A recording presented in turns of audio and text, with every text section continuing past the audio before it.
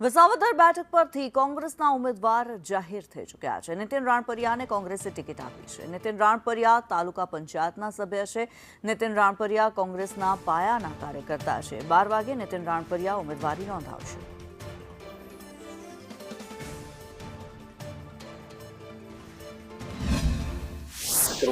કોંગ્રેસ દ્વારા જે છે તે નીતિન રાણપરિયાની જે છે તે જાહેરાત કરવામાં આવી છે। તેને લઈને આજે આપણી સાથે નીતિન રાણપરિયા તેમની પાસે મળ્યા છે। નીતિનભાઈ, ખાસ કરીને તમને જે કોંગ્રેસ પાર્ટી તમારા પર વિશ્વાસ મૂકી હતી, શું કહેશો?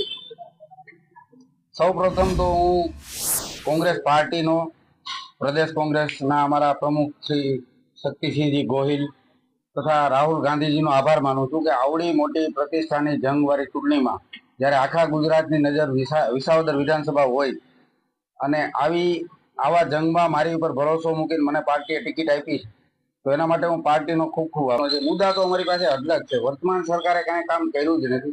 ભેસાણ તાલુકામાં કે વિસાવદરમાં ક્યાંય એક રોડ રસ્તો સારો નથી। મુદ્દા તો અમારી પાસે અનેક છે। હું જે પાર્ટીમાં સમજતા શીખો ત્યારથી હું કોંગ્રેસમાં, એને સિવાયમાં હતો, યુથ કોંગ્રેસમાં ગયો, 4-5 ચૂંટણી લડ્યો, જિલ્લા પંચાયત, તાલુકા પંચાયત। જેથી કોંગ્રેસ પાર્ટી હાવ ખતમ થઈ ગઈ।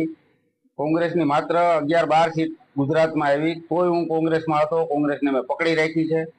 ઈ જનતાનો મારી ઉપરનો ભરોસો।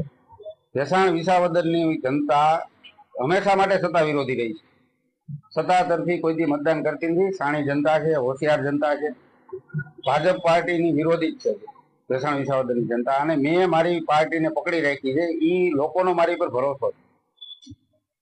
તો આ હતા નીતિન રાણપરિયા કે જેઓ ઉમેદવારી પત્ર ભરવા જઈ રહ્યા છે। ખાસ કરીને તે પોતે જીતશે અને લડાયક જે ચૂંટણી છે તેમાં પોતે જીતીને બહાર આવશે અને કોંગ્રેસ પાર્ટીને જીતાશે તેવો આશાવાદ વ્યક્ત કર્યો છે।